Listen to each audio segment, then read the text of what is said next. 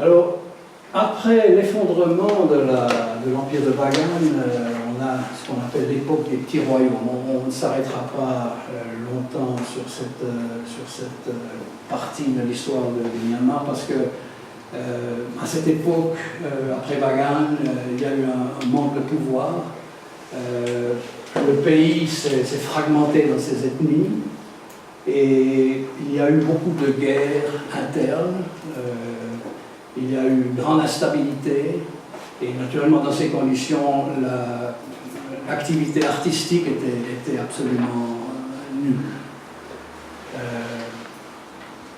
Ce qu'il faut savoir aussi de cette époque, c'est que tous les contacts que le Myanmar avait eu avec l'Inde, par exemple à travers les moines bouddhistes de Tathong, qui arrivent à Tathong, tout ça a été coupé. Donc le bouddhisme au Myanmar s'est trouvé isolé de la mère patrie, si on peut dire, et il a aussi été réduit à une très simple expression durant cette époque à cause des guerres. Alors passons maintenant au Deuxième Empire, sous la dynastie Tangu. C'est une dynastie de 1510 à 1752, donc 240 ans en particulier, qui a deux époques dans cette dynastie Tangu. La première époque, c'est une époque de guerre et d'annexation de territoire. Ça a duré 70 ans et ça nous a donné l'empire le plus important du sud-est asiatique. Les rois ont mené des campagnes vers le nord, ils ont annexé une partie de l'Assam, ils ont annexé pratiquement toute la Thaïlande, une grande partie du Vietnam et le Laos. C'est un empire énorme pour une armée finalement très peu organisée. Et après la mort du troisième empereur Tangu, tout cet empire s'est effondré. Alors on passe ensuite à la deuxième partie, peut-être la plus importante de cette dynastie Tangu, c'est que suite à cette fragmentation, le pays s'est retrouvé dans ses ethnies. Alors les ethnies sont dans le sud du Myanmar, on les appelle les Mon.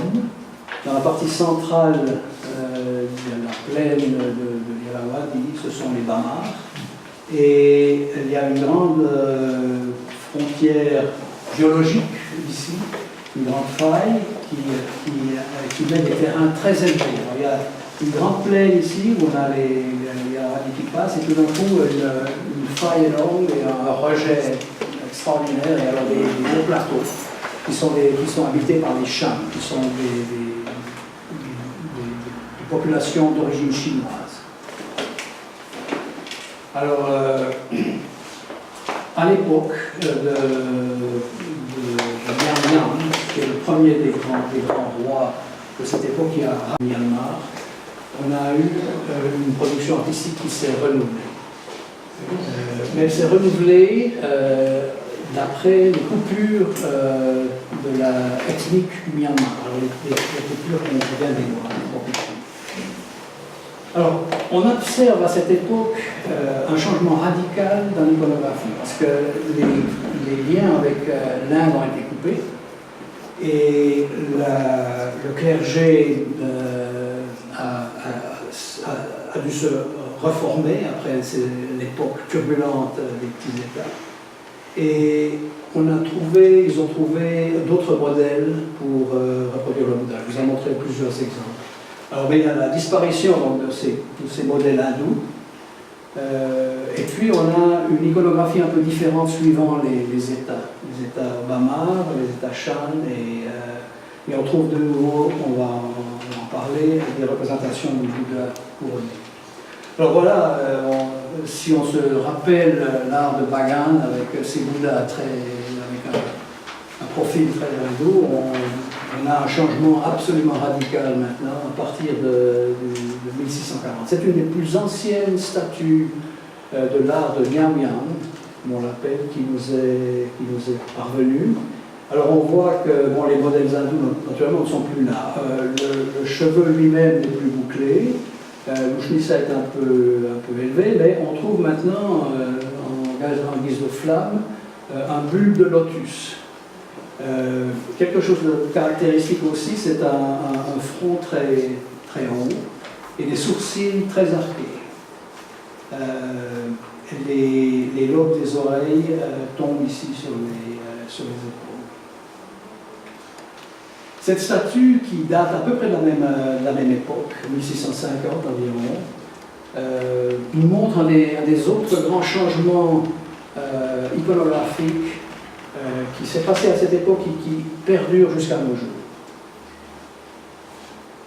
Les doigts de la main du Bouddha, à cette époque, ont commencé à être représentés de tous de la même longueur, sauf le pouce. Mais les 4 doigts de la main, à partir de cette époque Miaoyang, sont toujours représentés de la même longueur. Donc voilà un élément iconographique très important qui marque le début d'une autre époque. Pourquoi ? Ce sont, à l'époque, bien sûr, c'était le renouveau des monastères et des cultes bouddhistes, et il n'y avait pas de canon qui existait. Les canons avaient été perdus.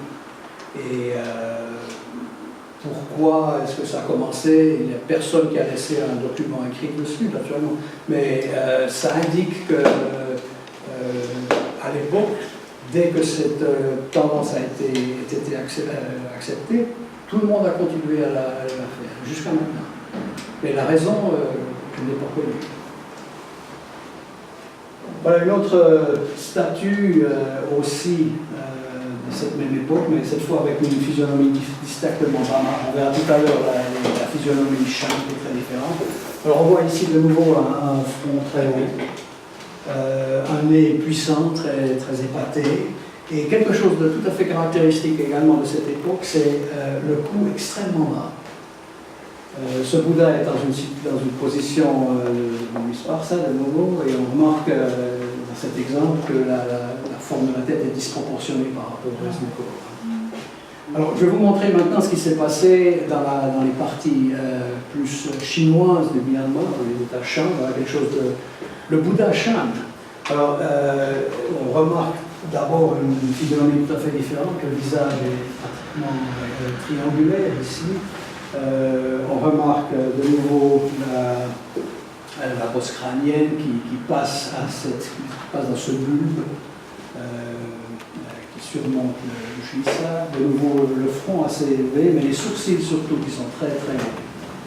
Et les lobes des oreilles qui touchent toujours les épaules. Quelque chose aussi à noter de cette époque, c'est que les trônes du Bouddha sont toujours séparés.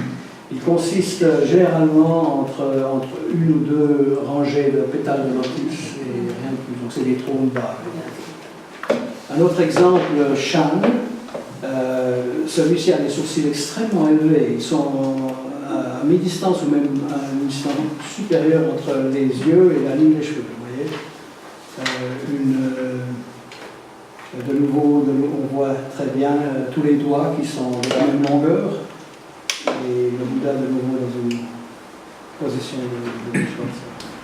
Alors on a parlé des Bouddhas couronnés, voilà un exemple d'un Bouddha. C'est peut-être difficile de reconnaître un Bouddha dans cette statue, mais si on pense à la mudra, alors on voit de nouveau le Bouddha touchant la terre, c'est la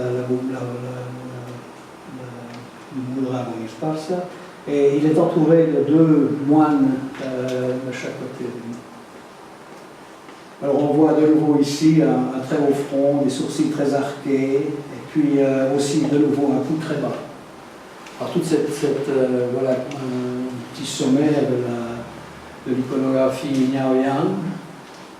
Alors à partir de cette époque, donc, le bouddhisme devient local. C'est un bouddhisme de Myanmar.